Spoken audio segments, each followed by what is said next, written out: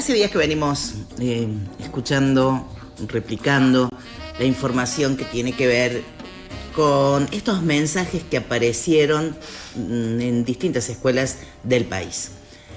Algo que nosotros pensábamos ya que era una cosa de Norteamérica, donde pasaban estas situaciones, y en este contexto, en Argentina se dieron a conocer los mensajes y ocurrió en un contexto que está anclado en la realidad, porque días antes en Santa Fe hubo efectivamente un estudiante que fue armado a la escuela y disparó varios tiros, impactando uno de esos tiros contra un jovencito de 13 años que falleció. Lejos de horrorizarnos con esta situación, se empezó a replicar las amenazas. Hay tiroteo mañana, tal día, tal otro, en distintas escuelas del país, por lo que uno piensa, esto es algo que está un poquito organizado y probablemente sea en las redes sociales desde donde lanzan iniciativas de esa naturaleza. Nuestros adolescentes y las redes sociales, ¿qué podemos saber y aprender de esto? Y como siempre que tenemos una pregunta para tratar de encontrar respuestas, convocamos a la psicóloga del Hospital Pasteur, Nadia Quevedo, que a quien le agradecemos mucho que tan tempranito nos haya atendido para charlar sobre esta temática. ¿Cómo le va, Nadia? Buen día. ¿Qué tal? Buen día, Patri, buen día para toda la audiencia. Bien, bueno, Nadia, decime qué lectura haces de todo esto. Bien, bueno, desde ya muchas gracias por este espacio. Y la verdad que bueno, sí, un tema bastante complejo, porque muchas veces estas amenazas pueden resultar falsas alarmas y a su vez implican retos digitales, pero no podemos olvidarnos del miedo que generan y el impacto que genera tanto en los padres como en la comunidad educativa, y sobre todo el impacto en la salud mental de los adolescentes. Claro. Y bueno, pero obviamente no las podemos ignorar, pero tampoco nos tenemos que quedar, digamos, paralizados o quedarnos desde el lugar del miedo, ¿no? Creo que, bueno, desde mi trabajo diario en la clínica con niños y adolescentes, lo que observo, bueno, es que estas amenazas no aparecen en el vacío, ¿sí?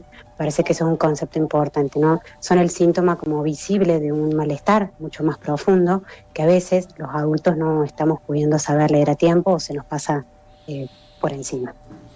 Bien, ¿y ese malestar en qué se origina?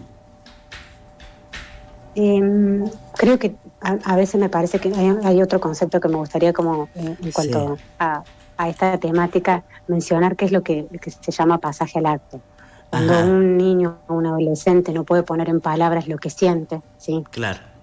Sea del orden de la angustia, sea de la soledad, de alguna emoción, sea alguna experiencia de bullying o más, o alguna situación traumática, esta dificultad para poner en palabras hace que muchas veces se actúe o se ponga en un acto, ¿sí? Por ejemplo, lo podemos mencionar la amenaza. Y a esto es lo que llamamos el acting out, las patologías de pasaje al acto, ¿sí?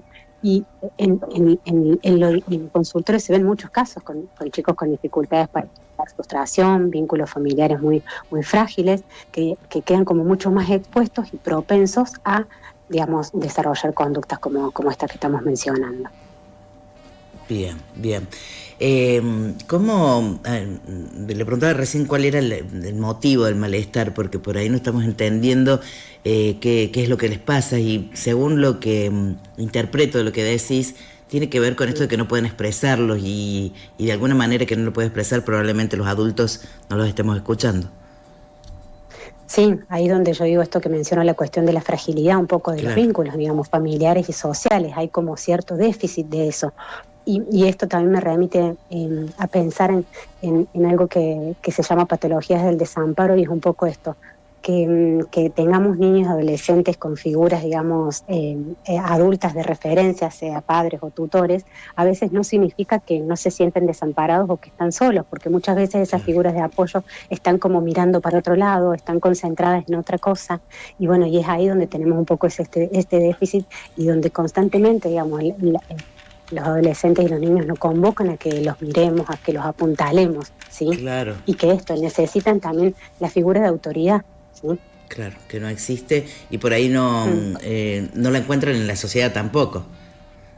Exacto. No hay referentes sociales.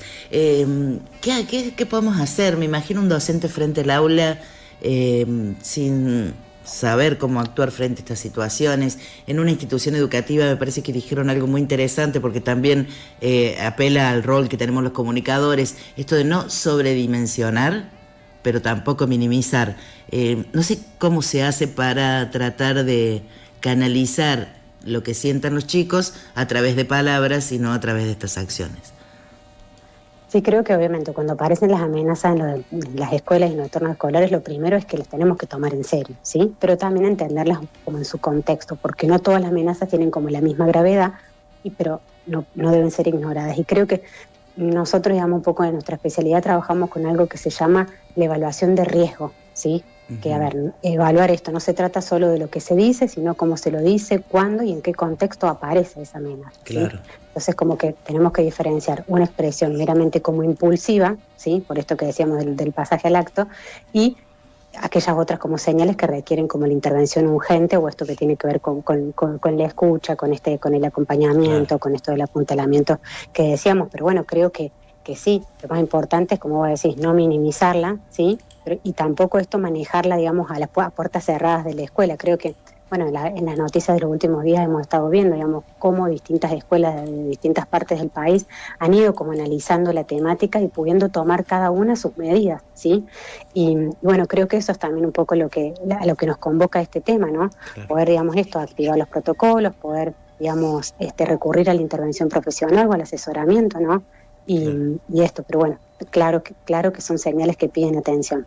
Me imagino que no todas las escuelas tienen profesionales de la salud mental, por lo que pienso que cada vez la recargamos más a los docentes, pero ¿cómo podemos distinguir cuando es este impulso a cuando requiere una intervención inmediata de un profesional de salud mental? ¿Qué señal hay para decir, bueno, tenemos que ir a la consulta? Sí, yo creo que, bueno, obviamente, como vos decís, tenemos, digamos, docentes que están como, bueno, con su tarea bastante, digamos, complejizados, porque el aula en sí ya es compleja con la realidad que cada alumno trae, pero sí creo que por ahí, si tuviéramos que pensar en algunas señales o cómo poder darnos cuenta, a quién mirar en especial, o cómo poder, digamos, captar algo de esto o un potencial, digamos, dar cuenta de esto, creo que podrían ser, digamos, conceptos como por ahí dar cuenta de síntomas de irritabilidad, el retraimiento, los trastornos del sueño, la baja en el rendimiento escolar, si hay un aislamiento muy marcado en ese alumno, cambios bruscos de conducta, las dificultades, bueno, para poder regular las emociones, esto que decíamos a veces que, bueno, que esto no pasa por el pensamiento, directamente se actúa o se manifiesta, ¿no? Claro.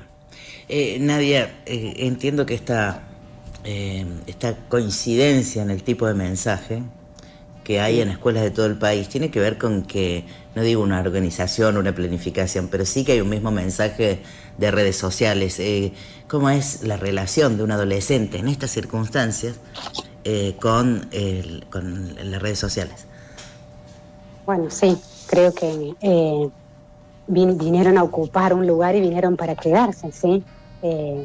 Porque en este contexto la identidad tanto de niños y adolescentes hoy se construye en gran parte a través de las redes, a través de los vínculos que se establecen con las cuestiones de las redes sociales, ¿sí? Y a veces ahí es cuando como que hay una delgada línea entre esto de lo que pasa en la vida real con lo que pasa en serio, ¿sí? Es como, se tiende como a borrar un poco ese límite, ¿no? Y esto creo que, bueno, que las tecnologías o el uso del celular sobre todo dejó de ser un simple recurso para transformarse en un objeto o en algo, digamos, en un papel protagónico que esto reconfigura o arma nuevamente o hace que niños y adolescentes conformen su identidad o su subjetividad mientras la está construyendo, en definitiva, ¿sí? Porque justamente en la etapa, digamos, de la niñez y de la adolescencia, la tarea fundamental era la construcción de una identidad, y esta identidad se está construyendo en este contexto digital y en este avasallamiento que vivimos de las redes y demás, ¿no? Bien.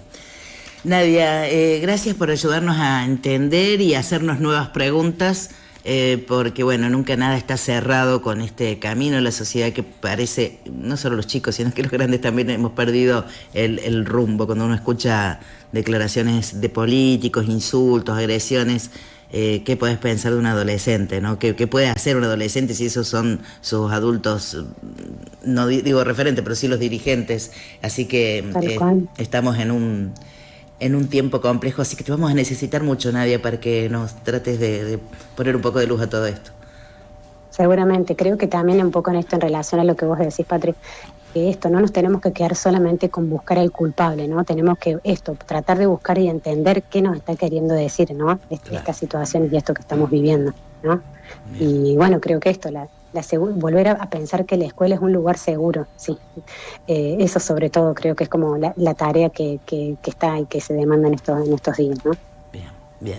Gracias, Nadia Quevedo, psicóloga de nuestra ciudad. Muchísimas gracias por este contacto. Gracias a ustedes.